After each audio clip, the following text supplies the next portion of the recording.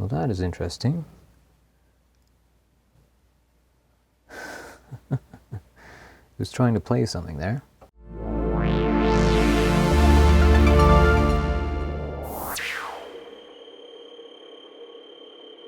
Welcome! We're back with the Granada VT-800 reel-to-reel tape machine.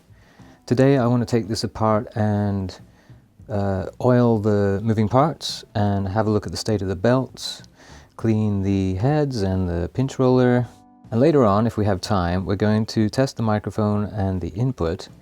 Maybe we'll make a tape loop or two out of some of this old tape, and yeah, we'll see what we can do there. But for now we have to try and get this apart. Okay, so let's turn it on and see how it sounds before I do any work on it.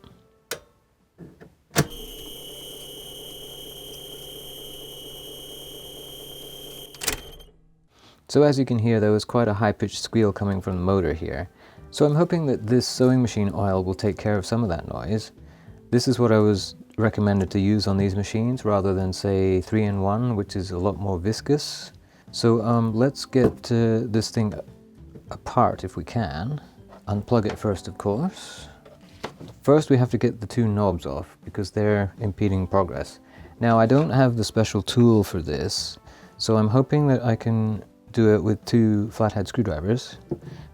Alright, so now that I've worked this out, there's actually a set screw in here, which I can get to through this slot. There, wow, that was difficult. Okay, so there you go, there's a set screw, and I was busily pulling that while it was fully tightened. Good job, hey? This one now we can do the easy way. That one was much easier. Now this should just lift off, and we still have to, oh there we go, okay good. And you can see some of the dust that's gathered down in here. We've got to take the faceplate off now. That means taking these two screws out. But we need to save the little dealie. We'll keep those two together. And then there's this little thing here. Alright. There we go. So we can clean this gunk off here. That's all ferrite from the tape. Behold the innards. There's our fast forward, or is that rewind? I forget which. Okay, so let's turn it on so that we can see what's what here. Play.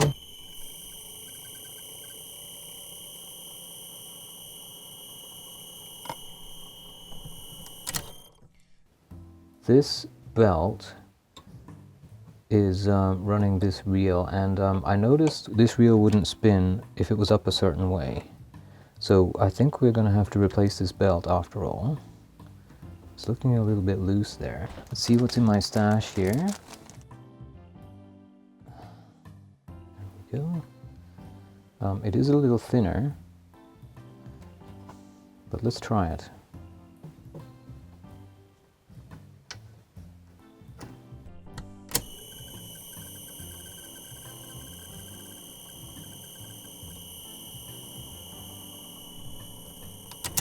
That seems much better.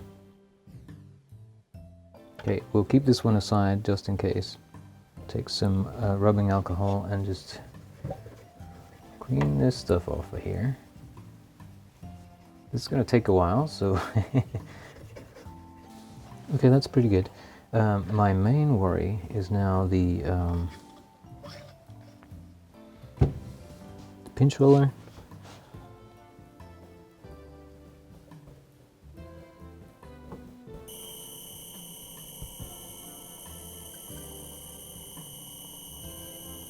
Next to the heads.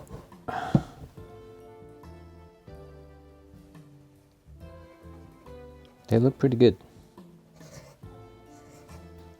Now these pads, uh-oh, that was a mistake. I'm gonna have to glue that back on there now. Son of a gun. Alright, to stick that felt back on, I have some PVC glue.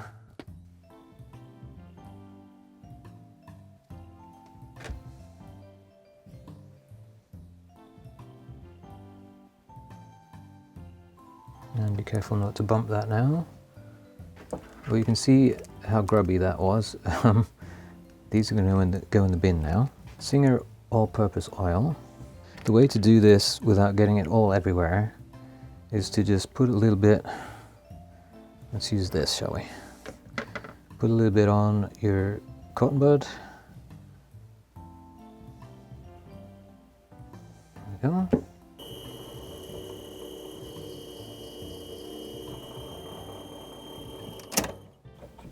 Oh, and we're missing a felt on this one. I wonder if that's part of the problem with this one turning.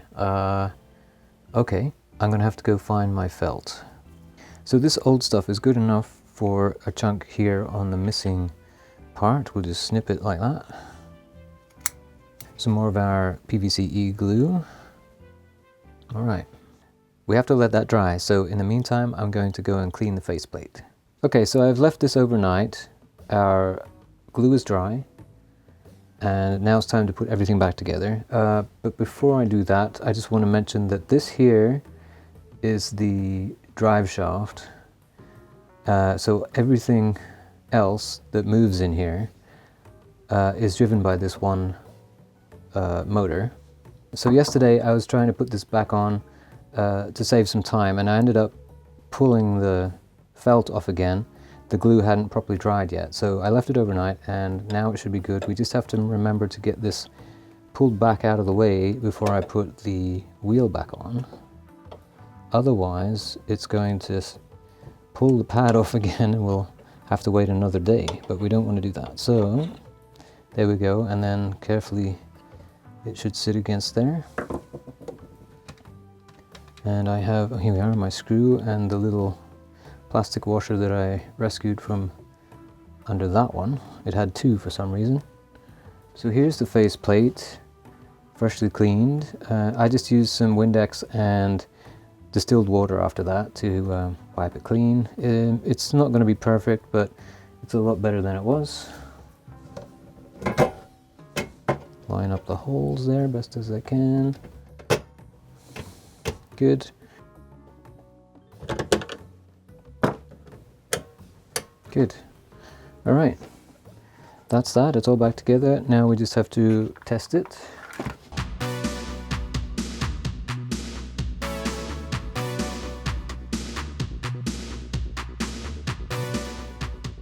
Okay, let's see how it is.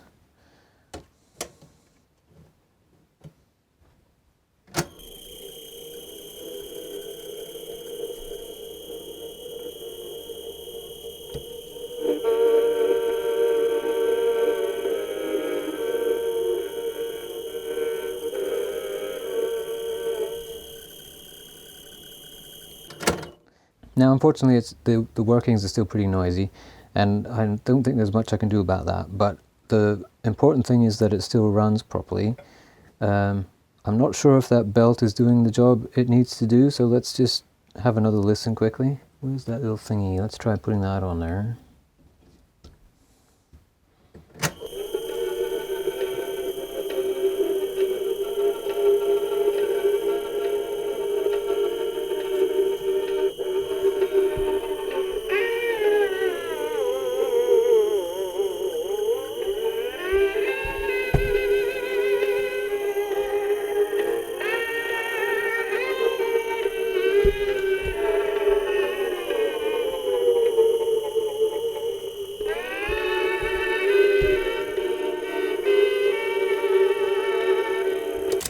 Well, it still doesn't like being up on its side, but that's not a big deal. I mean, I'm going to be using it flat like that anyway, and I'm not altogether sure that it's meant to be sat up on its edge like that anyway. So it seems to me that it's designed to stand up that way for carrying and what have you, but then you lie it down on the back feet for playing and recording, etc. Speaking of recording, the next step is to test the microphone and the line in, basically. So we're going to have to turn it off here and set up for that. So we'll be right back. Okay, so I have my lead here ready to go into the output that we installed last time. And first we're going to try it with a microphone. Now I have a couple here. These didn't come with it, but they are of the same kind of style. It has one lead for the signal and one for the remote, which is just the on-off thing. This one does not have the remote part, but it's got the same end. So we're going to try all of those, one at a time, obviously. But first we need some tape, so I've got bad tape. It says bad on it for some reason, meaning that it's probably not in the best shape, and I'm looking for dirt and grit as far as sound goes with this machine, so the weirder the tape is, the better, I think. Now we're going to be recording with the extra pinch roller adapter on there, so that when we take it off it'll be half speed.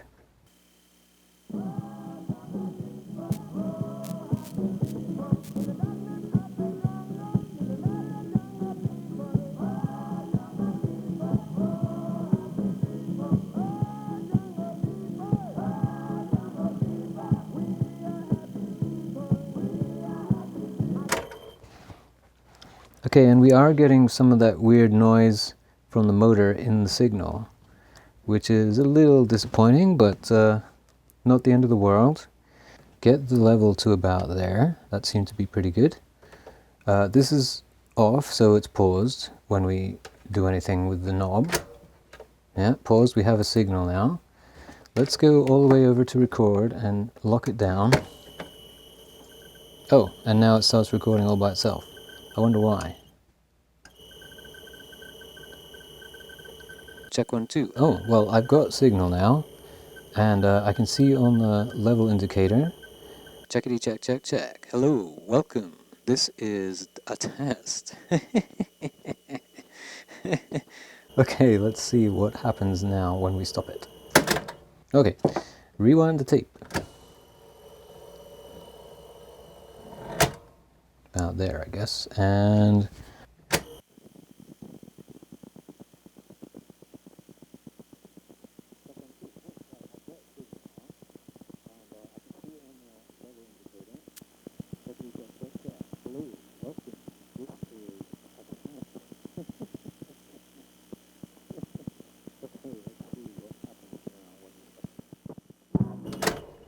well, it did work, but not as good as it could. It sounded pretty awful, didn't it?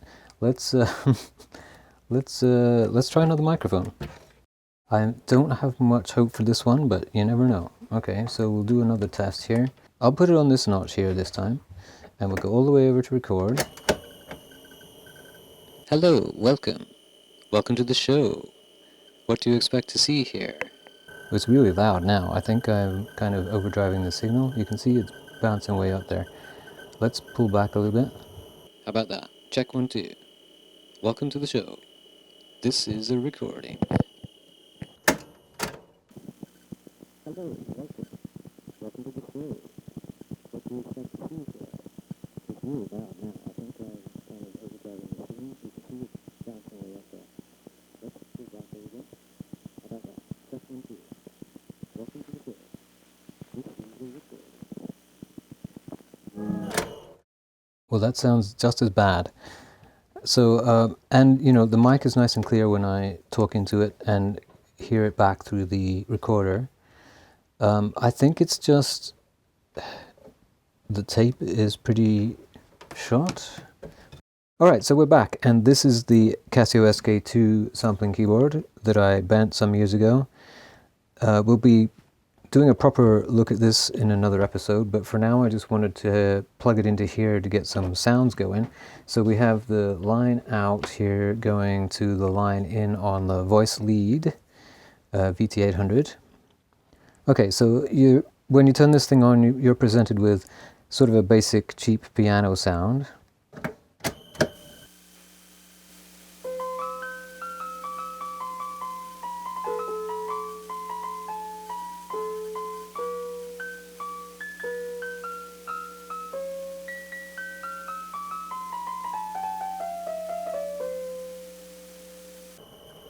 Stop that. Rewind. And play.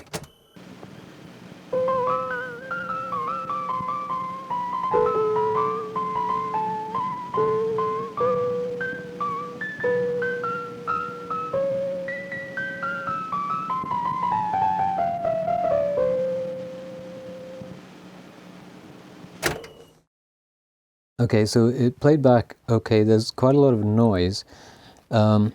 Mainly I think because I had the input turned right up. We'll try it a little lower and see if that makes a difference. And let's try a different sound on the keyboard. Let's engage one of these bends. Rhythm.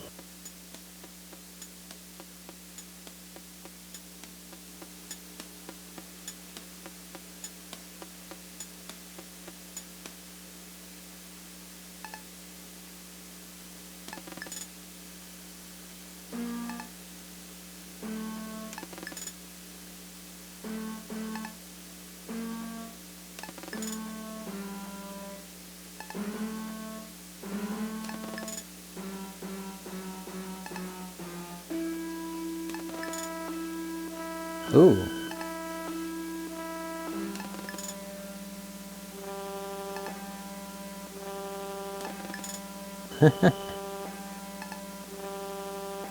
That sounds like it might be kind of cool, actually.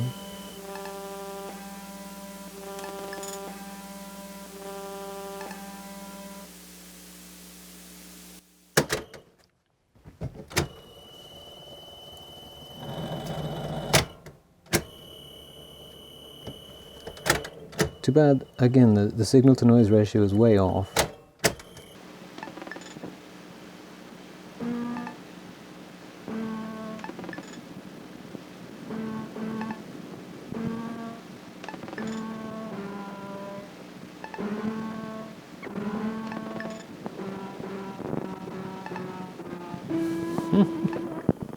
Oh, cool.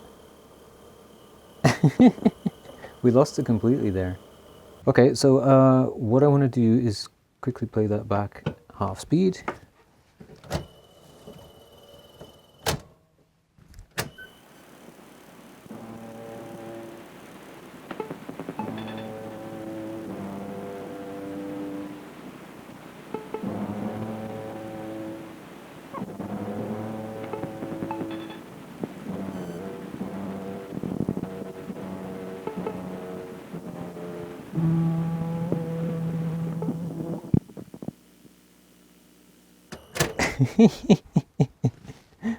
Oh, that's hilarious.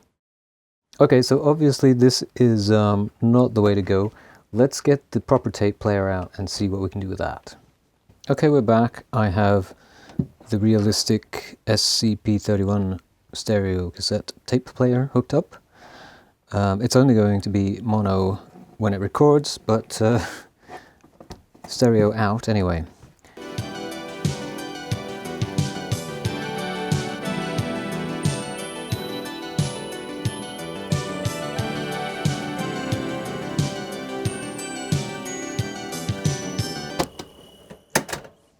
Alright, so that seemed to work pretty good.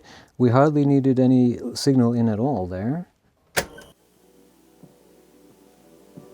Okay, there it is.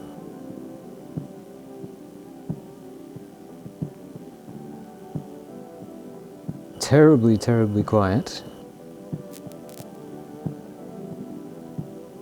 Of course, there's always the possibility that the tape is buggered. It did say bad tape after all. So let's try a different tape, and we'll use this one, which looks even worse. Oh dear. So play on this one and record on this one. Mind our ears. Watch the counter here, or the level meter. That's about right.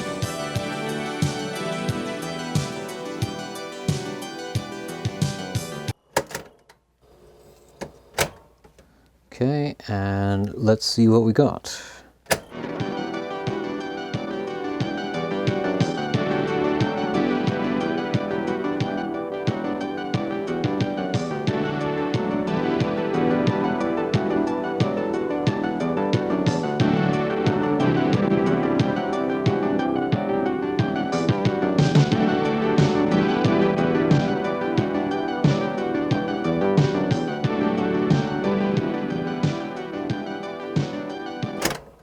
Okay, it's a little hot, so let's rewind it again.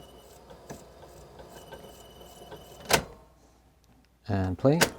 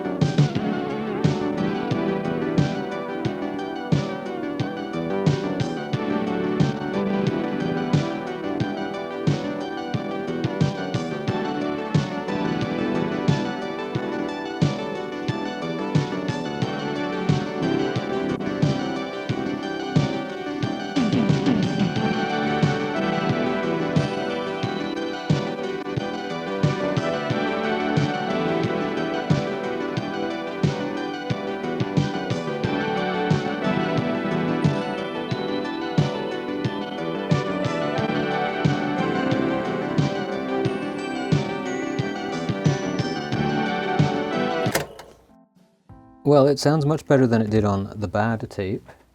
This one here, it's not much better shape. The tape itself doesn't look that great, but it played back all right. And it played back better than the first one did, so I think it depends on what tape you got in here as to what result you get. It's never going to sound amazing, not without a whole bunch of work, but it works well enough, and we got a better signal to noise ratio there. It works well enough that we can do some more experiments with this. I want to do some tape loops. Not today because we've quite run out of time. This episode was fraught with all kinds of problems and troubleshooting shenanigans, but we got there in the end. So yeah, it works, but it doesn't work at the same time. So yeah, we never really got rid of the motor noise. We're just going to have to put up with that, I think. Although the new belt seems to have made a little bit of a difference. And it cleaned up pretty nice, although I got all these marks on the backing plate because I was in and out of there so much. I didn't test the mic with this tape, but I'm pretty sure it would work better than it did on the other tape there. And the input seems to work good, again, with the right tape in there. So yeah, I don't think this machine's ever going to be up to snuff. It's mostly for running experiments on. It was a good first go at restoring one of these, even though all I really did was replace the speaker in it and the output and fiddle about with some of the bits in there to get them lubricated and whatnot. So yeah, it's a cool little machine, simply built, aesthetically pleasing, and I think I'm going to have a lot of fun with this, even though it's a bit of a dog. Anyway, for now, thanks for watching.